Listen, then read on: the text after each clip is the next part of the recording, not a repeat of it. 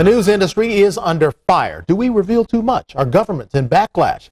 Our media analyst Jackie Guzda is here to share some insight on that issue. You know, there was a time when news was separate, entertainment made the money. Now the corporations are saying news has got to make money too. What's the big impact? The big impact is very significant, Brian. I mean, what you have to understand, first of all, news is a business. We know that. They've got to make a profit. They've got to get high ratings, and they've got the competition.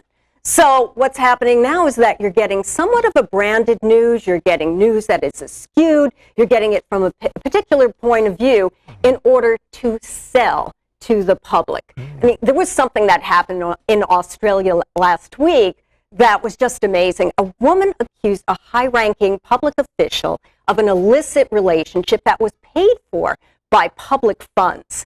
Now, what happened is that the news took this and ran with it so much that it almost took down the current sitting administration. Wow. Until the woman came out and said, you know what, I made a mistake. It wasn't really him. And by the way, this news organization paid me $60,000 to come clean with that story. Wow. And so now the government wants to crack down? Now they want to crack down. It's kind of a knee-jerk reaction. You know, such an important thing happened within the government in Australia that they said this can't happen anymore. You know, but I think that we've got to take a better look at that. That kind of thing happened in Australia. You know it's happened in the United States. It's happened all over the world. I can give you tons of examples. You being in media your entire life, you've probably seen this happen time and again. But if we put a muzzle on the news, then the news no longer has a purpose. Sure, we'll get our information. But as you know, that the most important thing news can do is to simply shine a light onto those issues. That's what we do. That's what we do. You know, we're looking at internationally. You see Egypt putting a muzzle on the media. We see it very managed over in Russia. And now, you know, we look at it in America as well. Everybody's a slave to the profits and a slave to the most sensational thing.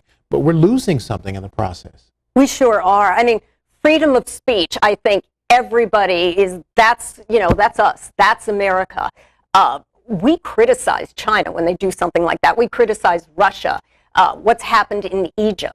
So here's the thing, how do we balance that? How do we protect our freedoms while we also have an ethical news situation? And what I truly believe is that we don't just jump the gun. We don't say, oh, this is terrible. Let's make a law against it. Let's tell the news they can't say this or that.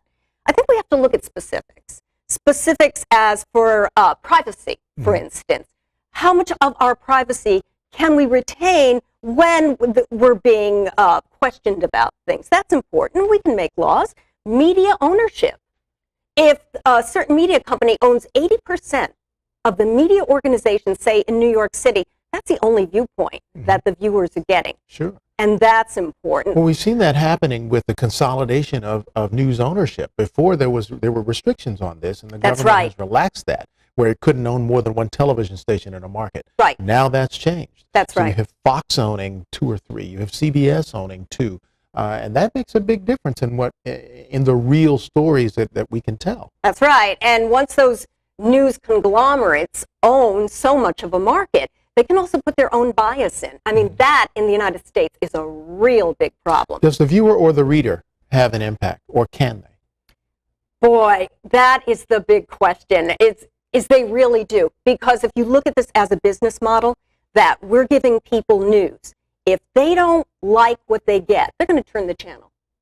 Okay?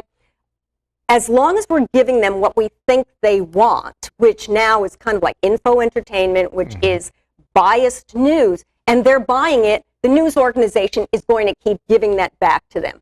I think once the people become smarter about things and they say, wait, we need information we can use, information that'll make us smarter, give us a better grasp on the issues, then the news organizations will change back to that. Well, we'll see if we get that from the viewing or reading public, Jackie. Always insightful. Yeah. We look forward to having you on again. Well, thanks so much. All right.